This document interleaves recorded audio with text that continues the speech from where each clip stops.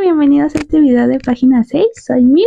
En este video nos está acompañando Juanín porque vamos a hablar sobre las adaptaciones, en este caso de hechos históricos, en los libros para niñas y niños.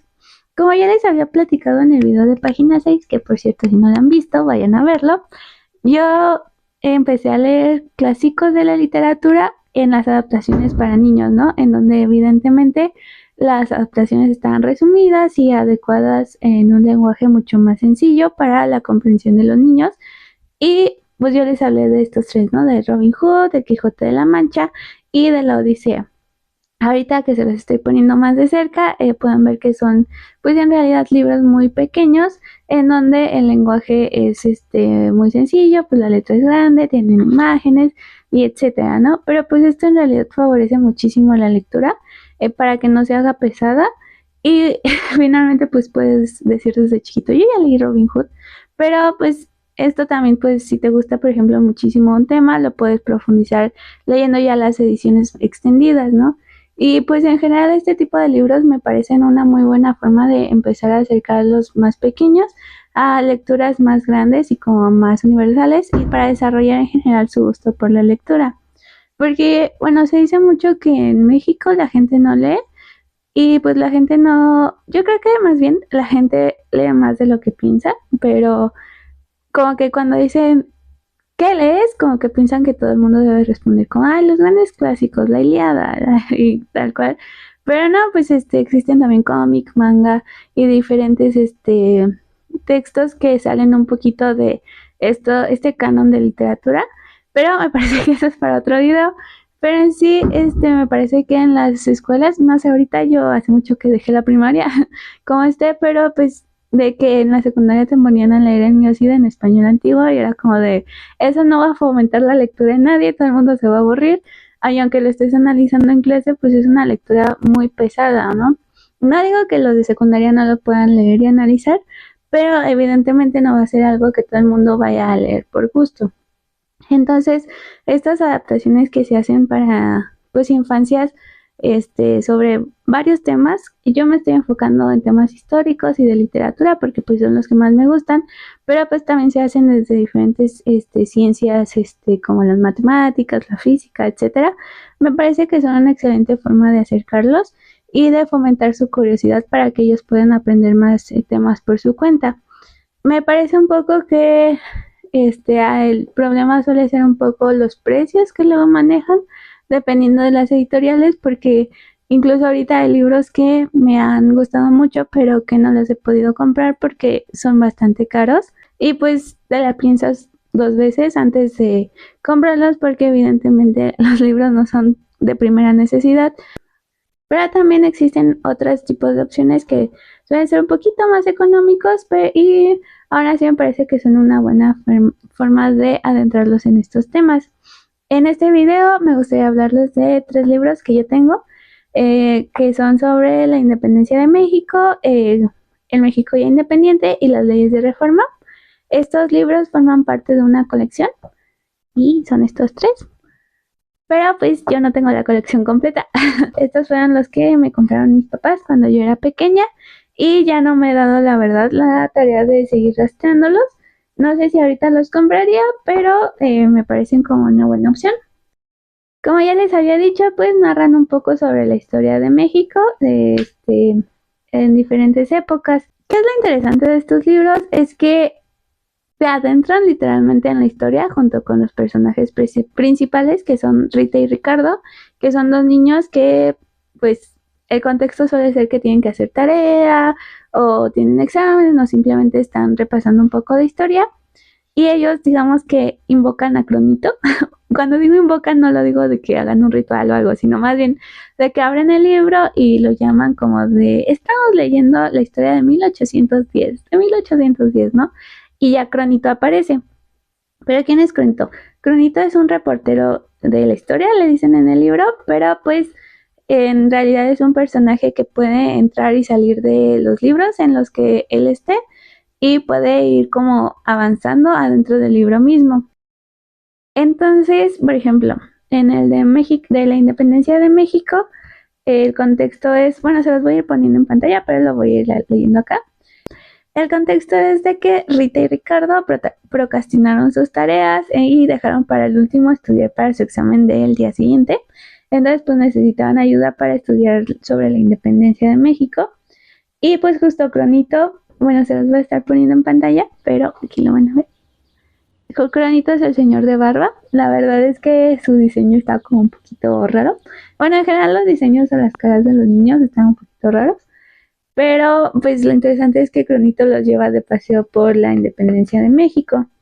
Entonces, por ejemplo, él se mete a una página en donde están en una plaza y pues es como de la época, ¿no? Entonces él comienza a hablar con un reportero, pero luego también pasa como, bueno, en este libro es como de que les va pasando por la historia. Entonces, por ejemplo, para la conspiración, llega a una casa y él se mete por el balcón y en donde pues él empieza a espiar junto con los niños lo que está pasando en la conspiración para que vean cómo sucedieron los hechos. También pues van pasando, justo dice como los niños llevan vuelta a la página en la ilustración era de noche. Cronito se acercó a una casa y les dijo, aquí vive don Miguel Hidalgo, ¿no? Y pues ya, es cuando empieza el grito de Dolores y etcétera, ¿no? Y es como de esta forma de que literalmente los niños están en la historia, que van aprendiendo sobre hechos históricos, pues con fechas y con todo. E incluso tenían como tipo transcripciones sobre las cartas que mandaba Miguel Hidalgo y Costilla.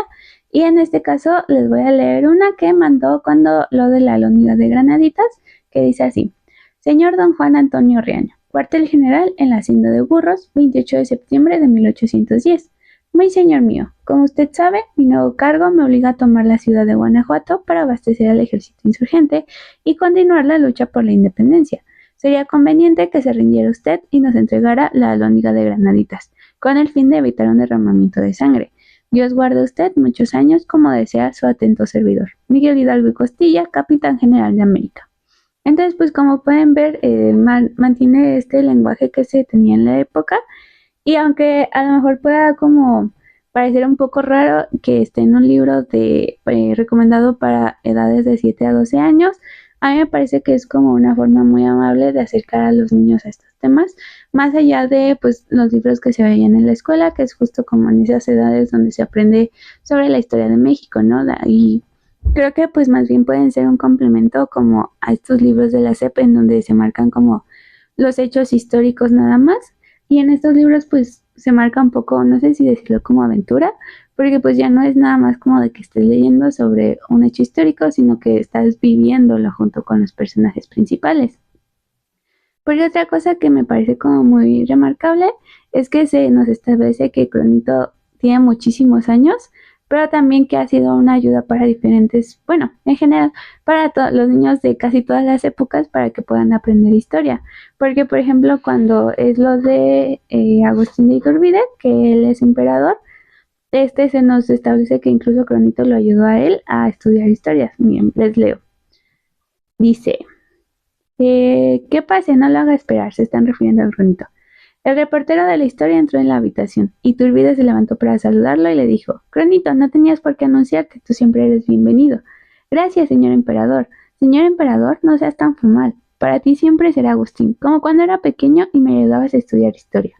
Entonces, pues es eso, ¿no? Que Guiño siempre hay de que lo que hace Cronito es enseñarle historia a los niños. Porque, por ejemplo, lo mismo pasa cuando está con Lucas Alamán. Ahí no se nos dice que él enseñara, pero nada más dice como Lucas Alamán se acercó a la puerta para recibir a su amigo de la infancia. Así Cronito estuvo en las infancias de varios personajes históricos. No se nos remarca que estuvo en las infancias de todos, pero porque incluso hay varios que no lo reconocen como tal, pero pues como es como este dato curioso, ¿no? De que no solo está ayudando como a los niños de ese presente, sino ayudó a personajes históricos también a repasar pues en ese momento lo que era historia para ellos, ¿no? Pero no es la única forma en la que Cronito interactúa con los personajes, porque por ejemplo, cuando los de las leyes de reforma, él entrevista como 3 preguntas a Ignacio Comonfort, que era pues el presidente de la época, para que él mismo le explicara a los niños sobre en qué consistían estas leyes. Entonces, pues les habla de las propiedades que tenía la iglesia, de por qué en las nuevas reformas se establece que ya no las va a tener, y pues los niños les van haciendo las preguntas que ellos tengan, bueno, las dudas que les surjan, y Cronito incluso también les ayuda a aclarar algunas cosas. Y lo interesante de esto es que pues sí se hace como esta interrupción en la historia, pero también como continúa su curso, ¿no? Cuando termina como esta mini entrevista, un colaborador del presidente le solicita que Benito Juárez quiere hablar con él, y pues ya él se disculpa con los niños y con Cronito y tiene que atenderlo, ¿no? Y Cronito, para que los niños sigan viendo en qué consistió esta reunión, más bien se cuela por ahí, por donde está la reunión, para que lo escuchen. Ya no son partícipes como activos de esta reunión, sino más bien ahora sí que son como pasivos, están escuchando lo que está pasando.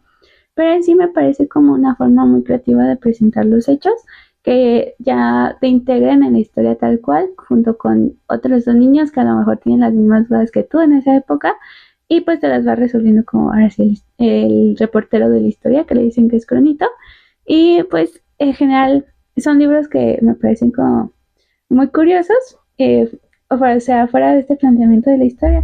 Creo que también como un punto un poquito negativo es que las ilustraciones son un poco raras, entonces a lo mejor a no todo el mundo le encanta. Y también de que no sé si es como las ediciones que yo compré o cómo, pero pues las impresiones no son las mejores, van mejorando como dependiendo del libro, pero en algunos como que se ven muchas líneas dobles y se ven raras las ilustraciones. Ahorita se los voy a mostrar más de cerca, pero pues también era como de esos libros que ya tienen bastante tiempo, la verdad no recuerdo cuándo los compré. Y investigando pues en internet vi que aún tienen la colección a la venta, me parece que están en 115, les voy a poner las capturas de pantalla por si gustan leerlo. Pero pues en sí, esta clase de lectura me parece que fomentan, ahora sí, que la lectura para las niñas y los niños, que a lo mejor dices, ay no, la historia, qué aburrido, pero pues a lo mejor un día hay aburrido, te agarras de un libro y lo lees, tampoco es como que sean súper largos, en realidad son muy delgaditos, los lees rápidamente, y pues un día en su curiosidad, pues a alguien le pueden servir. Entonces, más bien, ustedes platíquenme si han tenido alguna lectura de este estilo, ya sea de la historia, de literatura, de otro tipo de ciencias, y si les gustó o no les gustó, la recomiendan y por qué. Cuéntenmelo en los comentarios y nos vemos en la página 6. No se olviden de seguirnos en nuestras redes sociales. Bye bye.